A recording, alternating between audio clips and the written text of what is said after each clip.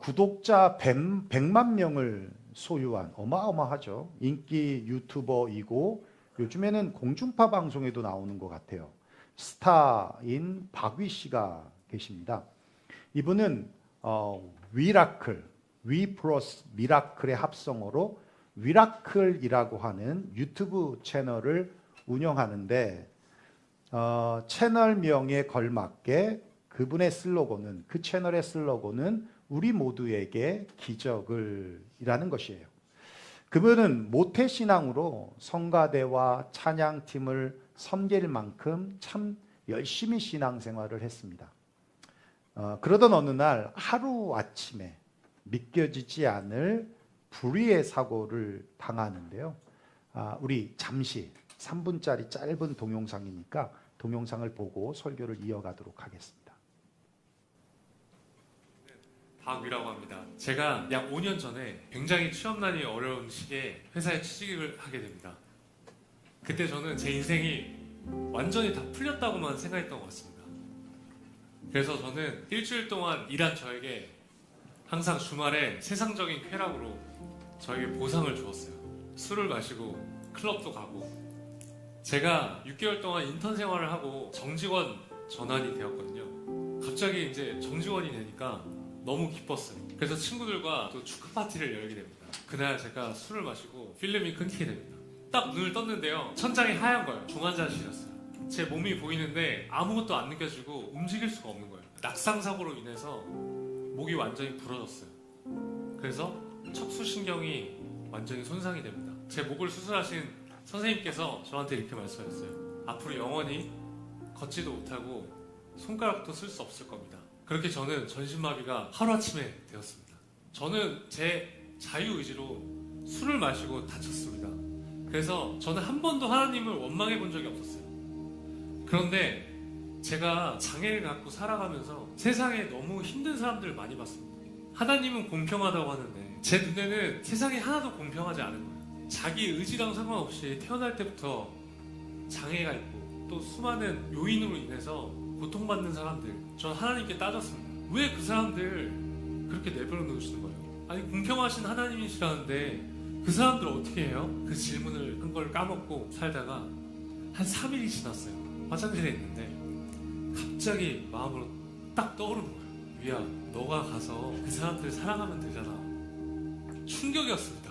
반문할 수가 없는 거예요. 저는 여태까지 사랑해야 될 대상은 내 가족, 내 친구, 주변인들이라고 생각했어요. 근데 하나님은 내 주변인들을 넘어서 너가 생각하는 그 사회적 약자들, 네가 가서 사랑하라는 거예요. 그러면서 하나님께서 저한테 사랑에 대한 원리를 깨닫게 해주셨습니다. 여러분, 우리는 지금 사실 돈이면 다 되는 자본주의 사회에서 살고 있죠. 그런데 여러분, 사랑은 돈이 없어도 줄 수 있습니다.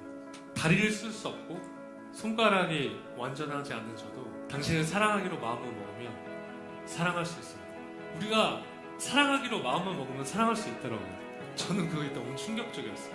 세상의 가치가 수반되지 않더라고요. 그게 하나님의 사랑이었습니다. 저는 다치기 전에는 별로 감사하면서 살지 못했던 것 같습니다. 근데 제가 전신마비가 되고 걸을 수 없게 되고 내 손으로 밥 먹을 수 없게 되보니까요, 예전에 내가 당연하다고 생각했던 그 일상들이 너무나 감사한 삶이더라고요. 지금 여러분의 삶 속에서 지금 이 숨 쉴 수 있는 상황, 걷고 손으로 밥 먹고 지금 이 시간들이 기적의 시간이라는 것을 여러분들께서 꼭 느끼셨으면 좋겠습니다. 영상을 보셨듯이 그는 휠체어를 타고 있습니다. 영상은 짧지만 사실 더 길거든요. 저번에 에세이도 있고, 전 다 봤지만 그가 위라클이라고 하는 유튜브를 오픈하게 된 것은 구독자 수를 늘려서 돈을 벌기 위한 수단이 아니라 자신과 같은 이 중증 장애인들에게도 희망이 있다는 걸 알리고 싶고, 장애인에 대한 왜곡된 편견된 시선들을 바로잡고 싶었고, 또 장애인들에게 필요한 정보를 나누고 싶은 사명으로 그렇게 시작을 하게 됐습니다. 저는 그 이야기를 들으면서 그의 강한 의지보다 그 삶을 이끌어 가신 하나님의 손길을 보게 되었어요. 오히려 하나님을 원망할 수 있는 상황이었지만 영상에서 말하고 있듯이 다친 덕분에 하나님께 더 가까이 갈 수 있었고 천국 갈 확률이 높아졌다면 다친 게 오히려 감사한 것이라고. 사고로 모든 것을 잃은 것 같았지만 그는 그 안에서 새로운 은혜를 발견했다고. 스스로 단추를 잠글 수 있고 숟가락과 젓가락질을 하면서 밥을 먹을 수 있었던 그 평범한 일상이 얼마나 큰 하나님의 축복이었는지를 비로소 깨닫게 되었다고. 여러분, 이것은 단순한 긍정의 철학이나 인간적인 의지의 결과가 아닙니다. 믿음이 키운 고백이고 하나님께서 그의 삶 속에 역사하신 결과라는 거예요. 사지 멀쩡할 때가 아니라 사지가 마비된 절망의 상황 속에서 오히려 희망을 전하고 사람을 살리는 더 위대한 인생을 살아가고 있게 하는 것, 그것이 바로 하나님의 위대함이시고 또 복음의 능력이라는 겁니다. 사랑하는 유영교회 성도 여러분, 우리의 삶에도 이해할 수 없는 많은 일들이 일어납니다. 하지만 그 모든 일 속에서 하나님은 여전히 일하고 계시다는 거예요. 그 말의 의미는 우리가 다 알 수는 없지만 그 안에 하나님의 뜻이 감추어져 있다라는 거예요. 모든 것을 합력해서 선을 이루시는 하나님, 신묘막측하신 하나님을 믿고 이해할 수 없는 순간에도 믿음으로 우리가 one step forward, 한 걸음 더 나아갈 수 있는 저와 여러분들이 되시기를 주의 이름으로 축원합니다. 우리가 조금 전 읽은 본문은 한 절입니다만 사실 이 스토리는 더 깁니다. 그런데 시간상 한 절만을 제가 본문으로 정하게 됐는데요. 사실 그 내용을 알면 믿음의 시선이 없으면, 지금 이와 같은 믿음의 시선이 없으면 이해하기 어려운 말씀이기도 합니다. 너무 충격적이고요. 상식으로는 납득이 되지 않는 그런 사건입니다. 하나님께서 에스겔의 아내를 데려가시면서 슬퍼하지 말래요. 울지도 말래요. 장례도 치르지 말랍니다. 인간적으로 보면 참 비정한 하나님처럼 보이지만 그 속에는 이스라엘을 향한 깊은 하나님의 메시지가 담겨 있더라는 것이죠. 우리가 본문으로 보지 않았지만 16절, 17절 한번 볼까요? 읽어보겠습니다. 시작. 인자야, 내가 내 눈에 기뻐하는 것을 한 번 쳐서 빼앗으리니 너는 슬퍼하거나 울거나 눈물을 흘리거나 하지 말며 죽은 자들을 위하여 슬퍼하지 말고 조용히 탄식하며 수건으로 머리를 동이고 발에 신을 신고 입술을 가리지 말고 사람이 초상집에서 먹는 음식물을 먹지 말라 하신지라. 예, 여러분, 인자야 내가 내 눈에 기뻐하는 것을 한 번 쳐서 빼앗으리라 했던 이 말씀은 에스겔의 아내를 가리킵니다. 왜 하나님은 에스겔의 삶에 이런 극단적인 방법을 사용하셨을까? 그런데요, 성경에 이런 일이 여기서만 일어난 것은 아니에요. 이사야 선지자는요, 무려 3년 동안 벌거벗은 몸으로 예언을 했습니다. 아수르에 멸망되어 포로로 잡혀갈 때 이렇게 벌거벗은 몸으로 줄에 묶여서 끌려갈 것이라는 것을 미리 보여주기 위해 그런 상징적인 퍼포먼스를 하나님이 시키셨다는 거예요. 예레미야를 부르신 하나님은요, 그에게 결혼하지 말랍니다. 그리고 자녀도 낳지 말랍니다. 여러분, 이스라엘 사람들에게 결혼은 축복입니다. 또 자녀는 하나님의 기업이라고 믿었습니다. 그런데 결혼하지 말랍니다.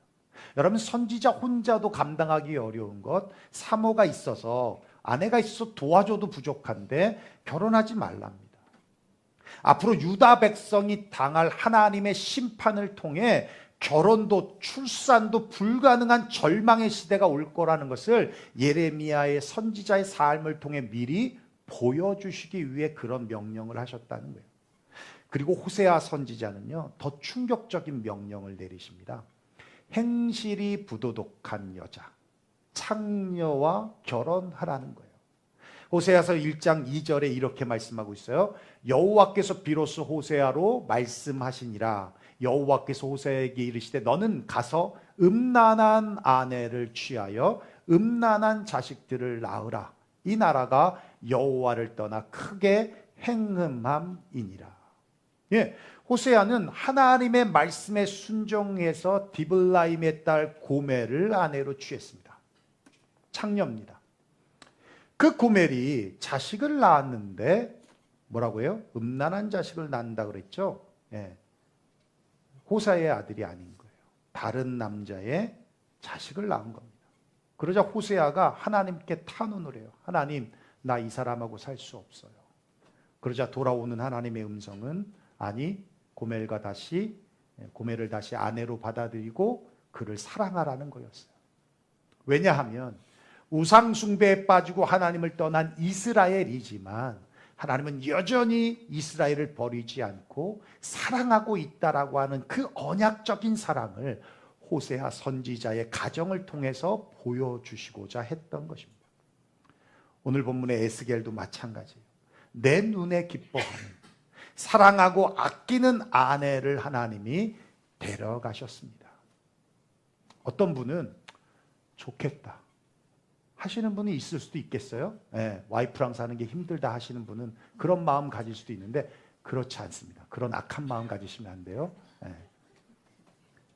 학자들에 의하면 35세 정도의 나이가 되었다라고 해요. 네, 그러니까 정말 아내를 사랑하고 있던 때라는 걸 알 수 있어요. 그러나 슬퍼할 수도 울 수도 장례를 치를 수도 없었습니다. 조용히 탄식할 수밖에 없었습니다. 그러자 백성이 물어요. 이렇게 말합니다. 백성이 내게 이르되 내가 행하는 이 일이 우리와 무슨 상관이 있는지 너는 우리에게 말하지 아니하겠느냐. 네.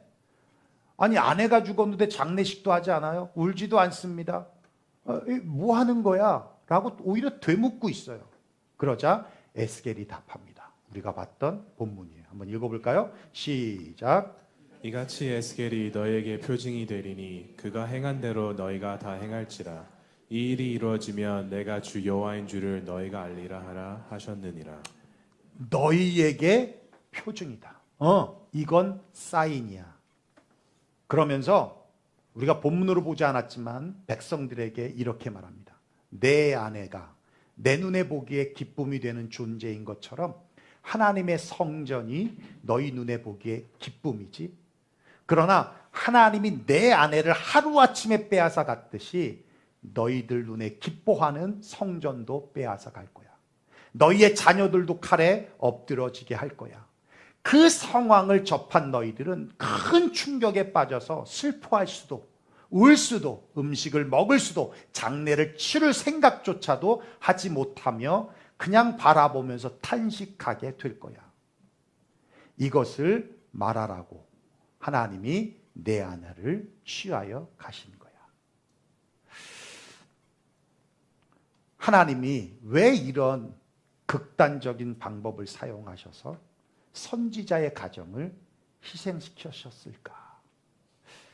결국은 불순종하는 이스라엘 백성에게 우리 조금 전에 봤던 대로 내가 주 여호와인 줄을 깨닫게 하기 위해서 선지자의 가정을 희생하면서까지 말씀하고 있다라는 것입니다. 여러분 절대 오해하지 마십시오. 하나님은 자신의 아들 예수 그리스도까지 내어주신 분이십니다.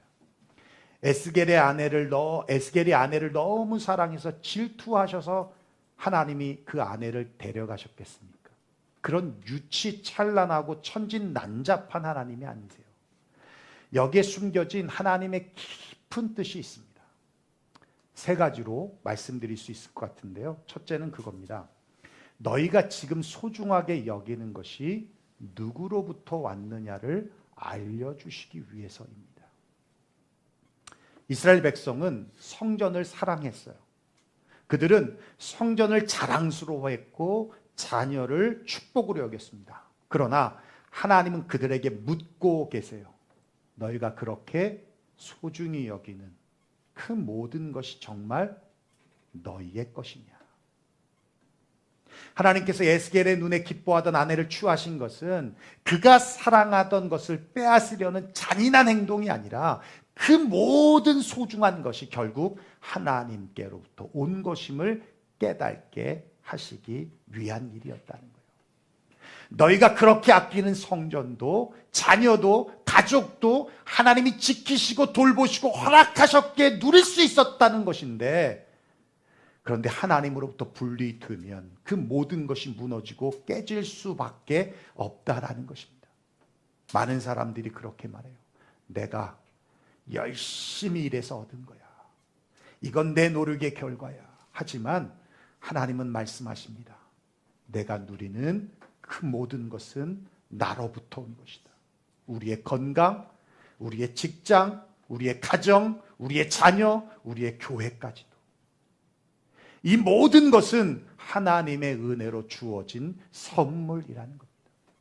그 은혜를 잊는 순간 인간은 자신이 주인인 줄로 착각하게 되고, 하나님은 그 착각을 깨트리기 위해서 때로는 우리가 붙잡고 있는 것을 놓게 하심으로써 이 모든 것이 하나님의 은혜였다라는 사실을 깨닫게 하신다는 거예요.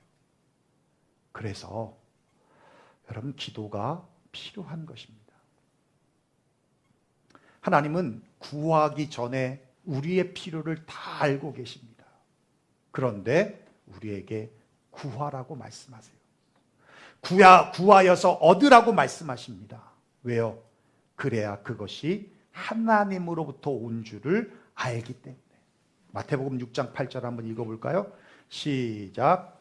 그러므로 그들을 본받지 말라. 구하기 전에 너희에게 있어야 할 것을 하나님 너희 아버지께서 아시느니라. 하나님이 다 아십니다. 우리의 필요를 다 아십니다. 모르실 게 없으신 분입니다. 여러분, 기도는 하나님이 잘 알지 못하시기 때문에 하나님께 알려드리기 위해서 하는 수단이 아니에요. 기도는 내가 때를 쓰고 말을 많이 해서 내가 원하는 것을 얻어내는 수단도 아닙니다. 오히려 그 반대예요. 기도는 하나님이 우리에게 주시기를 원하는 것을 주시기 위해 사용하는 하나님의 수단입니다. 하나님은 하늘에 있는 선한 것들을 우리들에게 다 안겨주시고 그것을 기뻐하시는 분이에요. 그래서 사도행전 20장 24절에 예수께서 말씀하여 가라사대 주는 것이 받는 것보다 복이 있다라고 말씀하고 계십니다. 그 아들 예수 그리스도까지 우리에게 주신 분이 무엇이 아까워서 우리에게 안 주시겠습니까? 그분의 고민은 어떻게 줄까요? 우리 주님의 고민은 어떻게 해야 이 좋은 것을 우리들이 받고 제대로 누릴 수 있을까에 대한 고민이 있으신 것이지, 내가 이걸 줄까 말까가 아닌 거예요. 내가 너희들의 필요한 게 뭔지 몰라서 기다리고 계시는 분이 아니라는 겁니다. 여러분, 아버지가 어마어마하게 부자예요. 근데 아들이 준비되어 있지 않으면 그 재산은 축복이 아니라 파멸의 도구입니다. 대표적으로 누구예요? 탕자예요, 탕자. 그 많은 돈 받고 준비가 안 되니까 다 탕진해 버리잖아요. 기도를 통해 하늘의 것을 받을 준비를 시키시는 거예요. 기도를 통해서. 기도하시는 분들은 아시지만 기도하면 어떻게 되냐면요, 처음에는 내가 기도할 제목이 있어서 하나님 앞에 나오잖아요. 하나님 이렇게 해주세요, 이렇게 해주세요라고 기도하잖아요. 근데 기도가 계속 반복되고 하다 보면 바뀌어요. 하나님, 주님의 뜻대로 하여 주옵소서. 하나님의 계획대로 하여 주시옵소서. 그렇게 받을 준비가 된다는 겁니다. 또 기도를 통해서 받았을 때 그것이 하나님께로부터 왔다는 것을 알게 되잖아요. 하나님 앞에 기도했더니 하나님이 이렇게 응답해 주셨구나. 그러니 감사가 나올 수밖에 없는 거예요. 그러니 겸손해지는 겁니다. 나는 연약하고 나는 부족하고 나는 받을 자격이 없고 그런 능력이 없는데 나의 나됨은 주님의 은혜였습니다라고 그렇게 고백할 수 있게 된다는 겁니다. 사랑하는 유용교회 성도 여러분, 기도하십시오. 기도하셔야 합니다. 기도하면 지금 누리는 모든 행복과 평안의 출처를 우린 정확하게 알 수 있어요. 이게 어디로부터 왔는지를. 잠시 누리는 행복, 잠시 누리는 평안이 아니라 빼앗기지 않는 지속적인 행복과 평안을 누리게 될 줄로 믿습니다. 기도해야 돼요. 둘째는요, 에스겔로 하여금 더 간절히 하나님의 메시지를 전달하게 하기 위해서였습니다. 하나님께서는 에스겔에게 가장 사랑하던 아내를 데려가셨어요. 그 이유는 단지 그 삶을 시험해 보려는 것이 아니라 하나님의 마음을 똑같이 느끼게 하시기 위해서였습니다. 에스겔의 아내를 잃은 슬픔만큼이나 하나님께서도 자신의 백성을 심판하셔야 하는 그 고통을 에스겔이 느꼈으면 했던 것입니다. 이스라엘은 하나님의 눈에 기쁨이고 사랑의 대상이었습니다. 그러나 그들은 죄와 우상에 빠져 돌이키지 않고 하나님은 그들을 징계하지 않을 수 없는 상황까지 이르게 되었어요. 그 눈에 보배롭던 백성들을 심판하셔야만 했던 하나님의 그 찢어지는 마음, 그 마음이 사랑하는 아들 예수 그리스도를 십자가에 죽게 하시는 마음과 다르지 않을 것입니다. 그걸 에스겔이 직접 체험케 함으로써 이것이 내 마음이다라는 메시지를 가지고 백성에게 전하도록 하게 하신 거라는 거예요. 여러분, 말씀을 전해도 내가 받은 은혜를 가지고 전하는 거하고 전해야지만 하는 어쩔 수 없는 상황에서 전하는 것은 하늘과 땅 차이입니다. 복음을 증거함에 있어서도 내가 만난 예수님을 전하는 거하고 전해야 하기 때문에 지식적으로 전하는 건 하늘과 땅 차이입니다. 교회를 알리는 것도 내가 너무 교회가 좋아서 사람들에게 말하는 것과 목사님이 시켜서 하는 것과는 완전히 하늘과 땅 차이입니다.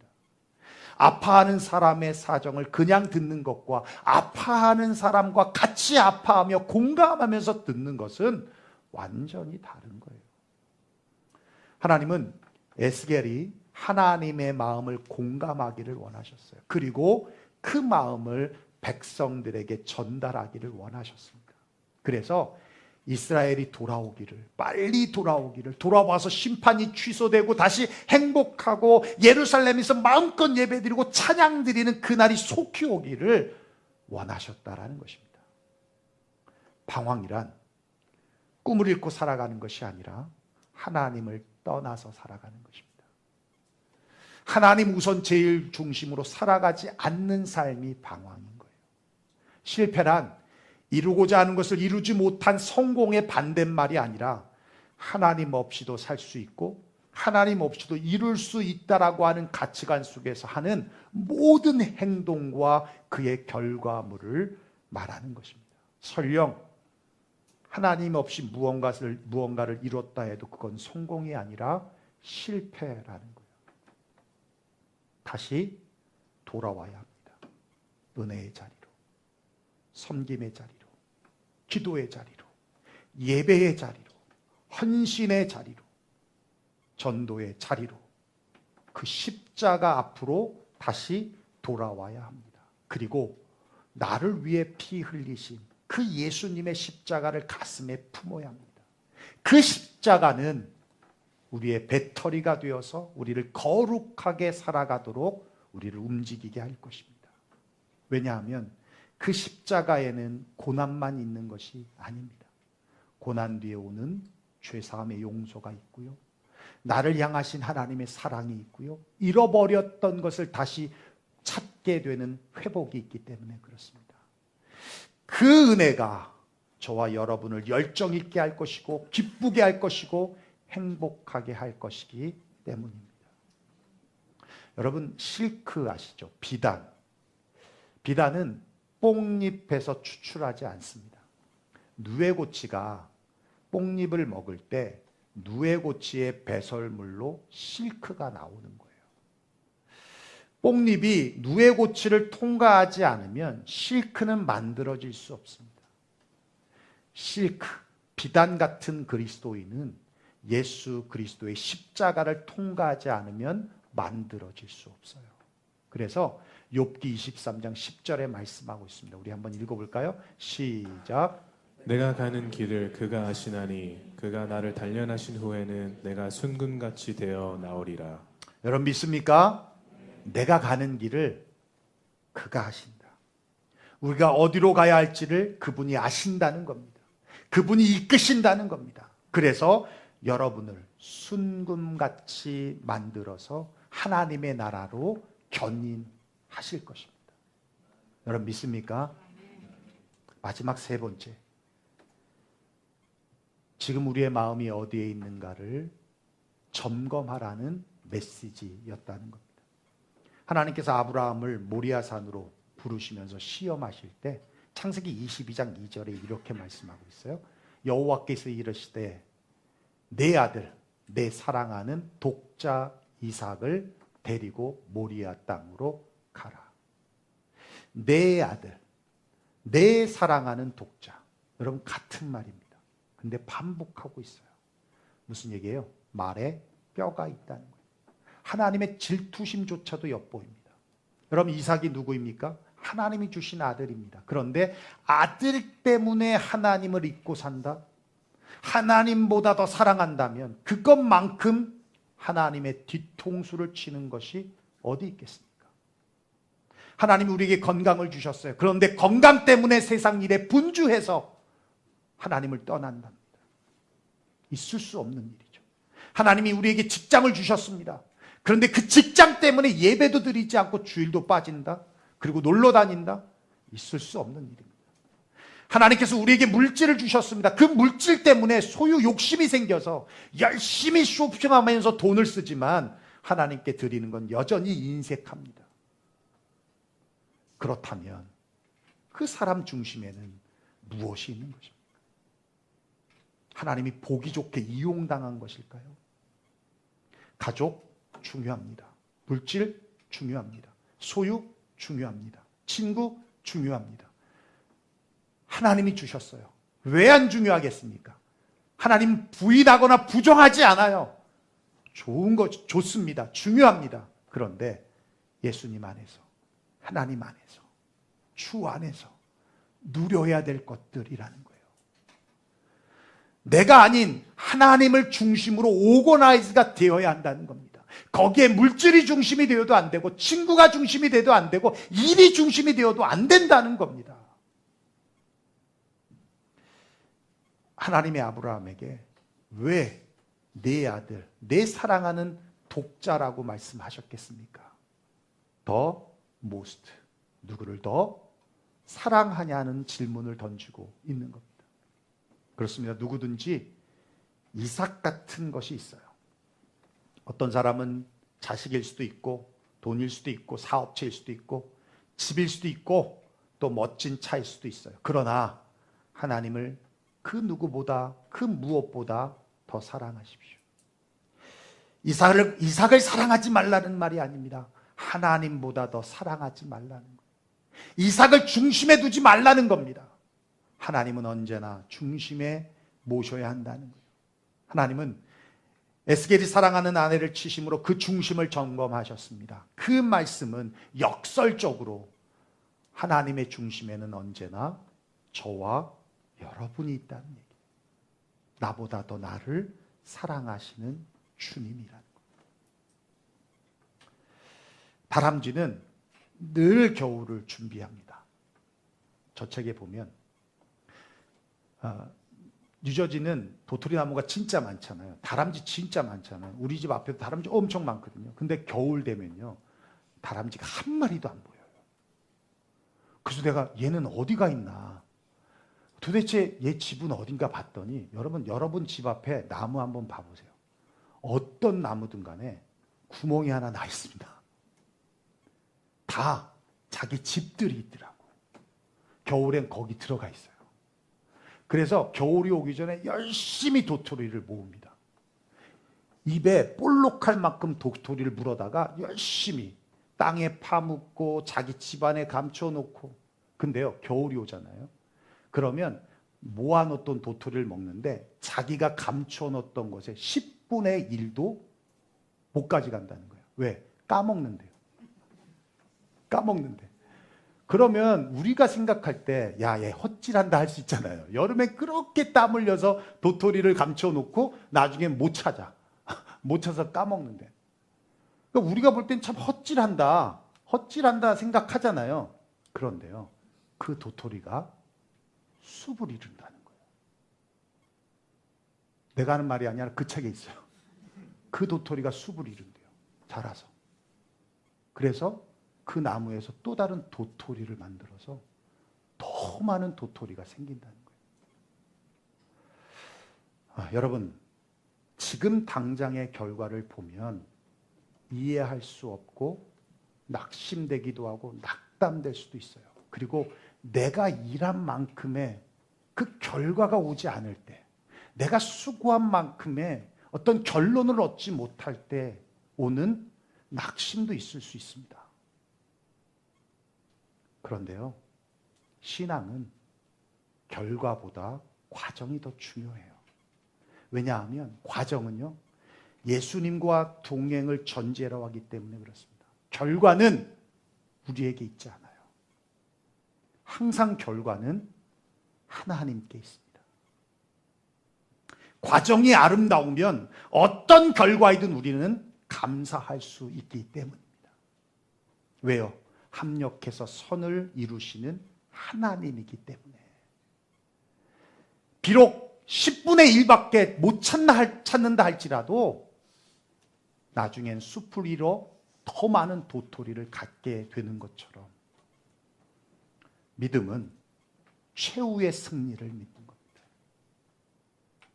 믿음은 끝이 무조건 좋다는 것을 믿는 거예요. 여러분, 믿음의 끝이 어딘지 아십니까? 천국이에요. 천국을 가면 믿음은 필요 없어요. 왜요? 하나님을 맞대고 보는데 무슨 믿음이 필요합니까? 그래서 고린도서에 말씀하고 있는 사랑과 소망, 믿음과 소망과 사랑 중에 그 중에 제일 사랑이라고 말씀하시는 이유는 천국에서는 믿음도 필요 없고 소망도 필요 없어요. 네, 오직 사랑만이 있기 때문입니다. 믿음과 소망은 이 땅에 살 때만 필요한 거예요. 그래서 여러분, 믿음의 끝은 천국인 겁니다. 끝이 무조건 좋다는 것을 믿는 게 믿음이라는 거예요. 우리 마지막 구절 읽고 마치도록 하는데요. 같이 한번 다시 읽도록 하겠습니다. 시작. 이같이 에스겔이 너에게 표징이 되리니 그가 행한 대로 너희가 다 행할지라. 이 일이 이루어지면 내가 주 여호와인 줄을 너희가 알리라 하라 하셨느니라.